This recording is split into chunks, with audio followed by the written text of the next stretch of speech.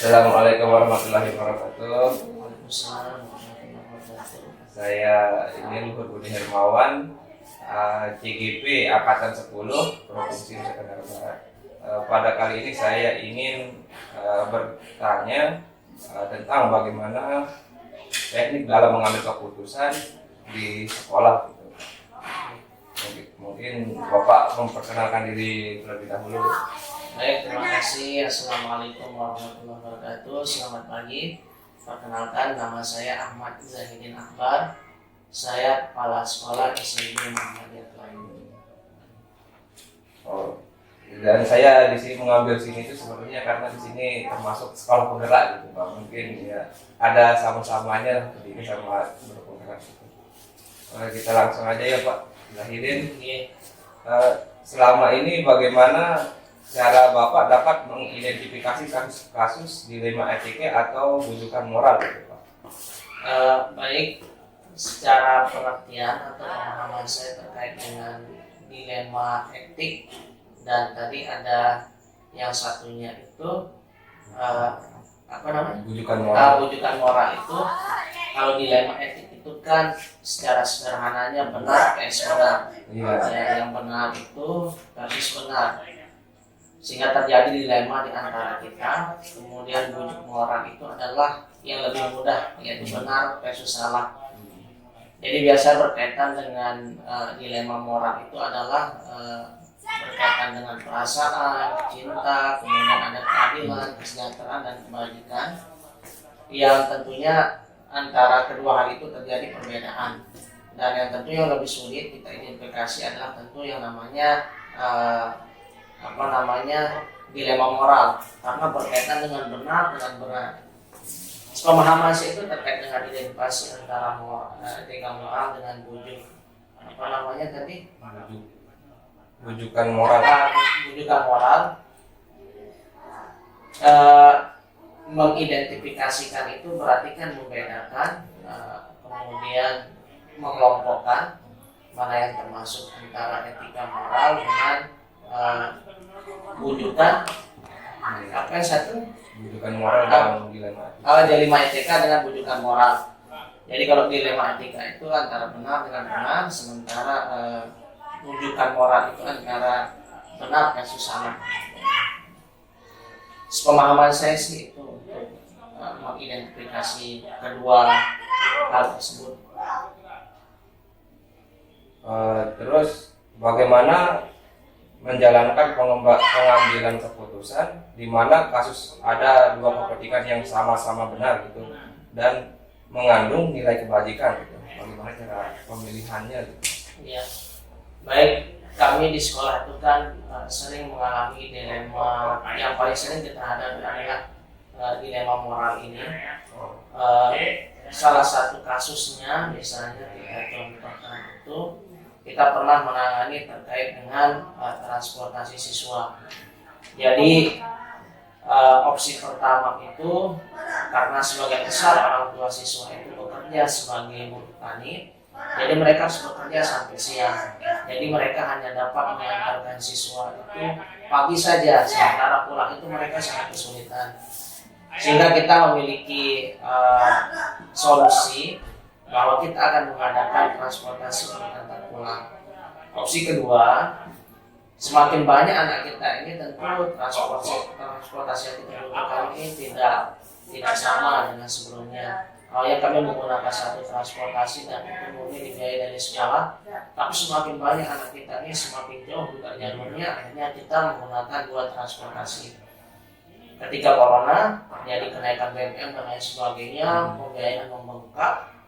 Nah, kedua sisi ini, di opsi kedua inilah mulai muncul masalah. Adanya opsi pertama ini memberikan solusi kepada orang tua, dan opsi kedua ini memberikan keuntungan bagi sekolah, bahwa dengan kita mengantar pulang anak-anak, tentu daerah masuk anak itu ke sekolah atau daerah orang tua menyekolahkan anak itu semakin tinggi. Jadi anak itu rajin masuk. Jadi saat opsi pertama menguntungkan, opsi kedua menguntungkan, tapi terjadi masalah, biaya membengkak. Nah, ini kita adakan rapat dengan orang tua saat itu. Karena ini kita bingung, apa kita stop demo? Kalau kita stop demo ini berarti nanti anak kita nggak bisa masuk sekolah. Nah, kita libatkan orang tua, kemudian kita bermusyawarah, dan akhirnya dapatlah keputusan bahwa satu demo ditanggung sekolah, satu demo ditanggung orang tua. Artinya cara kami itu yang pertama kami lihat dulu nilai-nilai yang ada pada kedua opsi ini. Kira-kira nilai opsi yang pertama itu masih ada nilai baiknya, opsi kedua juga masih ada nilai baiknya, maka langkah yang kedua adalah kita libatkan siapa saja yang perlu terlibat dalam kasus ini.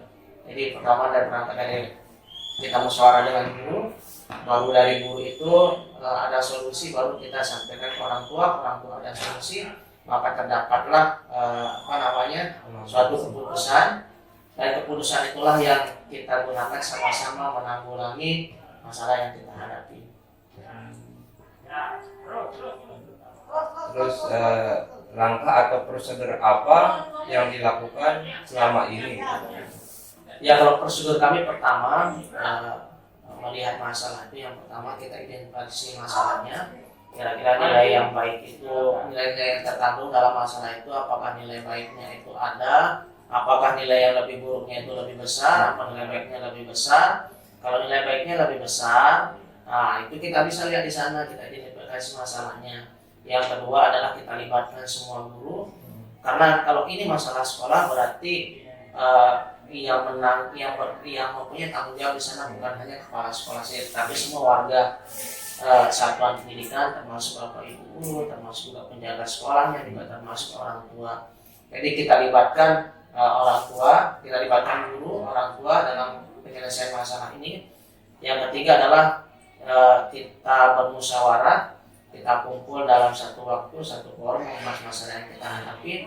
Yang ketiga, kita ada solusi itu kemudian kita terapkan, kemudian nanti sewaktu-waktu kita dapat refleksikan, dapat evaluasi apakah solusi itu masih dapat berjalan baik atau perlu ada penambahan atau pengurangan.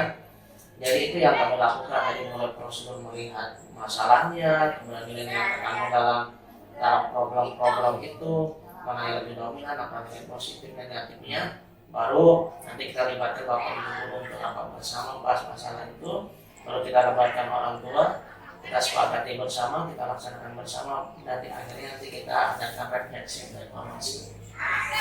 Terus hal efektif dalam pengambilan keputusan, misalnya sudah kan Bapak pernah melakukan pengambilan keputusan gitu, biasanya yang hal efektif dalam pengambilan keputusan itu apa?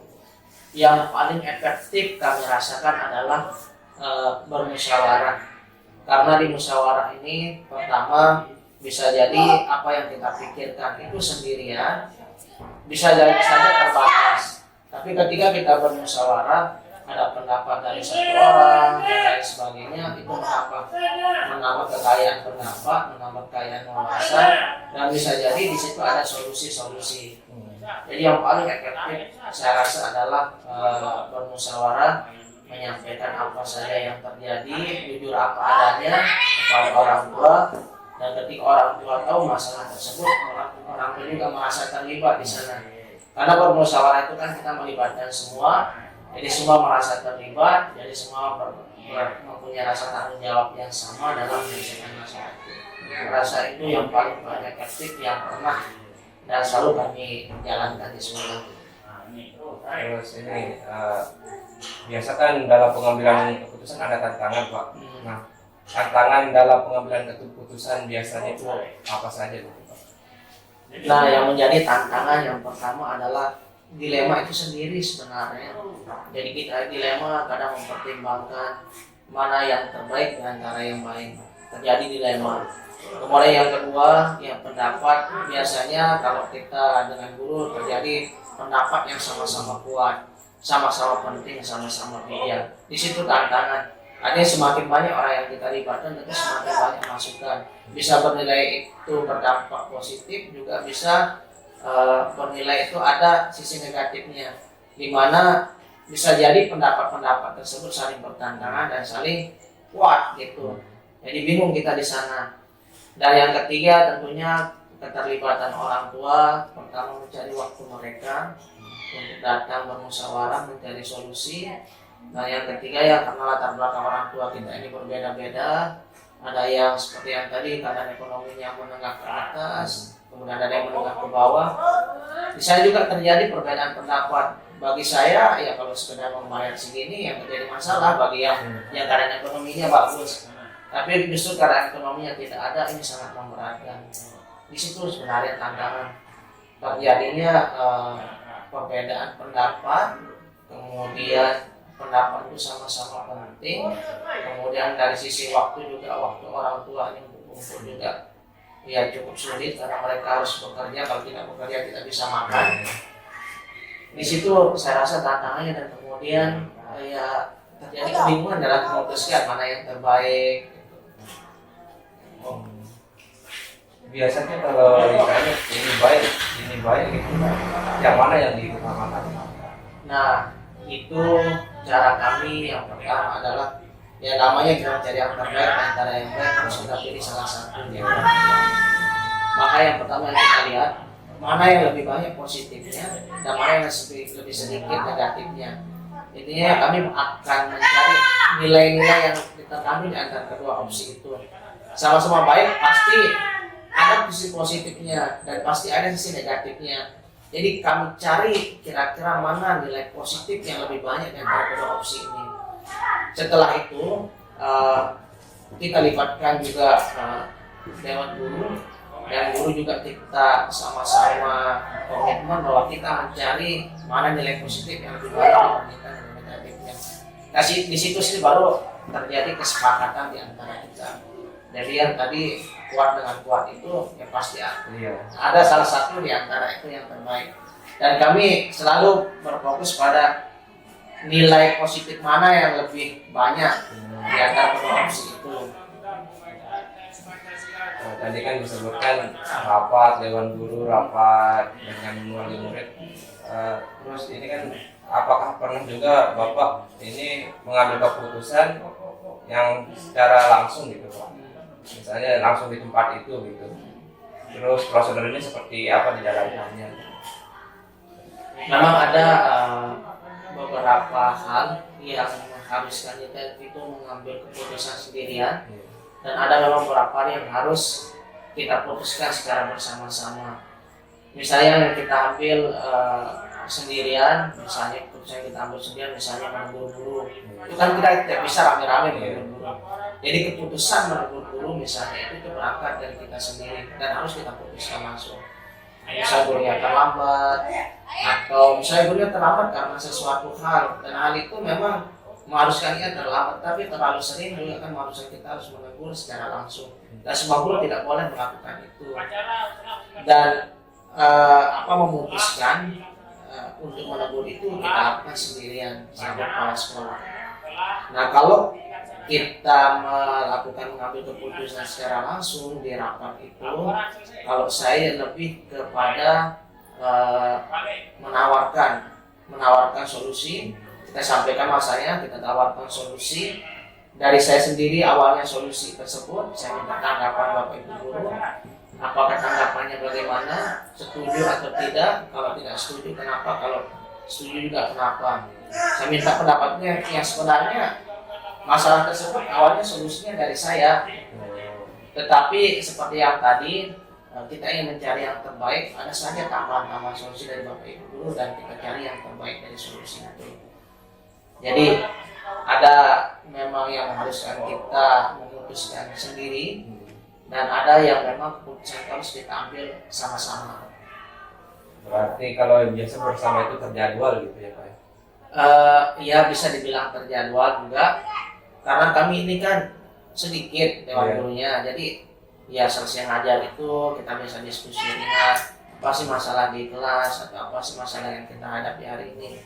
Jadi mudah untuk kami berkumpul. Kumpul kami itu tidak terjadwal, jadi selesai ngajar kumpul, bicara-bicara ringan, ngobrol-ngobrol ringan, tetapi pasti yang kita obrolin ujung-ujungnya adalah terkait masalah sekolah.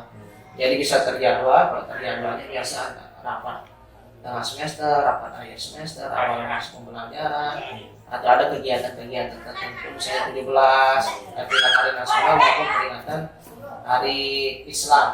Jadi biasa kami kumpul di situ untuk bicarakan itu. Terus adakah seseorang atau faktor yang mempermudah Bapak atau membantu Bapak dalam pengambilan keputusan gitu. Kalau yang mempermudah itu ya seperti yang tadi kita sampaikan, ya masalah ini kita hadapi sama-sama. Jadi yang faktor mempermudah adalah tentunya ada Bapak Ibu guru yang membackup saya.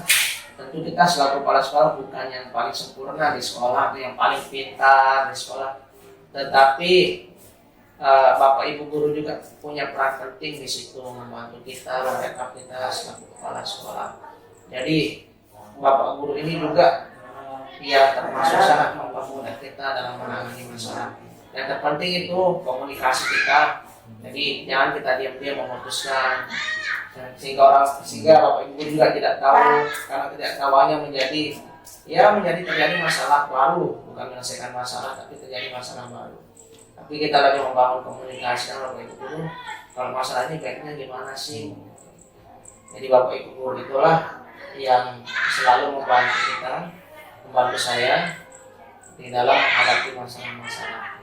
Dan tidak juga lupa kalau berkaitan dengan peserta didik, itu tidak lepas dari peran orang tua juga membantu kita membimbing anak kita itu setelah dia pulang ke sekolah, pulang ke rumahnya masing-masing.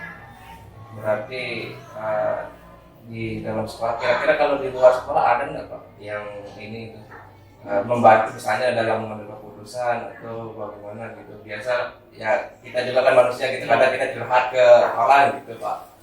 Kalau urusan sekolah biasa kita ke komite. Kalau masalahnya mungkin berat ya kita ke komite.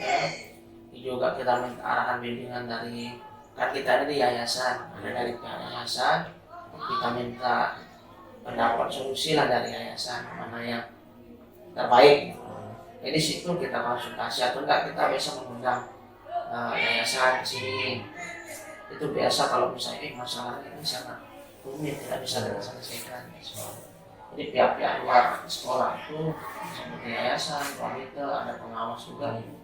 Di situ kita biasa konsultasi, curhat lah. Iya, makanya. Apa masalahnya? Iya.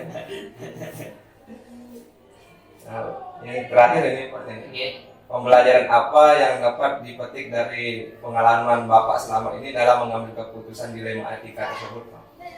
Kalau pengalaman adalah pengalaman yang paling penting adalah bahwa masalah itu sebenarnya kan terjadi itu pasti ada jalan keluarnya, dan memang jalan keluarnya itu banyak kalau kita ingin mencarinya.